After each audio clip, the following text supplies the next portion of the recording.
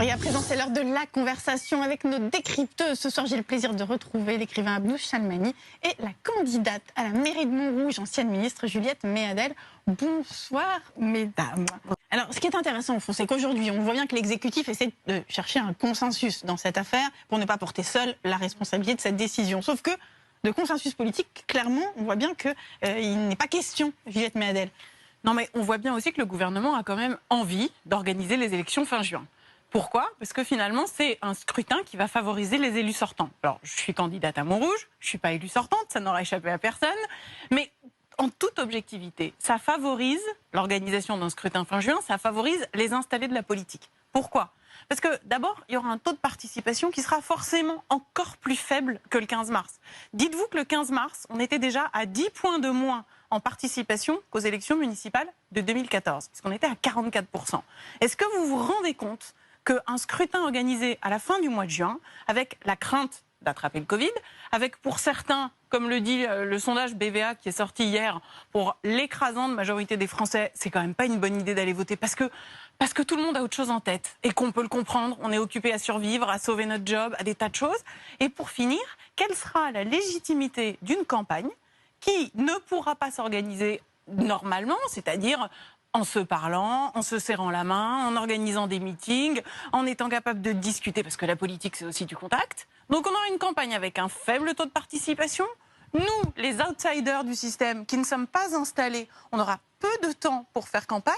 Et en plus, on ne pourra pas, contrairement aux maires sortants, aller au contact de la population, sachant que, comme vous le savez, tous les maires sortants qui n'ont pas été réélus dès le premier tour sont quand même en responsabilité et que pendant toute la crise du Covid, ils ont continué, eux, à faire campagne, quand nous étions obligés d'être confinés. Donc, je trouve que pour le monde d'après, pour soi-disant le nouveau monde, on assiste à une ribambelle de prise de position de tous les élus installés qui veulent sauver leur siège, mais ça n'est pas conforme à la démocratie et surtout, ça ne favorise pas la possibilité pour les outsiders de participer à la vie démocratique de leur commune. Alors, je vais rappeler à nos téléspectateurs, donc Montrouge, vous êtes arrivé en deuxième position avec plus de 26% des voix derrière le maire sortant qui est UDI. Déjà participé à un conseil de quartier, est-ce que vous avez déjà assisté à un conseil municipal ? Comment ça se passe ? Vous assistez totalement impuissant et les décisions sont prises dans votre dos et vous êtes, le citoyen potiche. Bon, donc il y en a marre du citoyen potiche. Et donc pour éviter le citoyen potiche, moi je crois que le monde d'après, c'est celui où on arrivera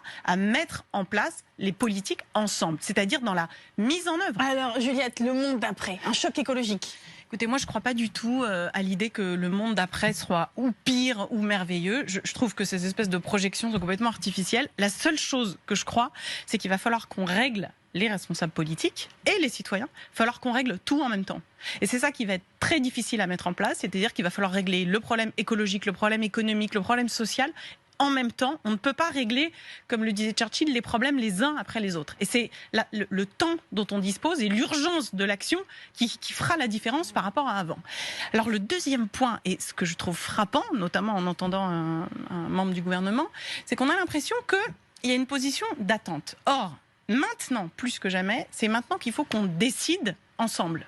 Les citoyens en ont marre de se voir imposer des solutions par le haut, ou même de voir le Parlement qui vote des lois, et qui, pour la mise en œuvre, se désiste complètement. Et donc, ce qu'il faut réinventer, en fait, c'est une nouvelle démocratie. C'est une démocratie du choc qui réussisse à faire en sorte qu'on prend en main la mise en œuvre des objectifs politiques. On entend aujourd'hui beaucoup les responsables politiques dire on va tout régler, et d'ailleurs, on va vous présenter une batterie de mesures. Donc la fameuse mesure technique pour régler le problème de la voiture électrique, le problème de l'hôpital, etc. En fait, on doit prendre les choses, à mon avis, complètement à l'envers.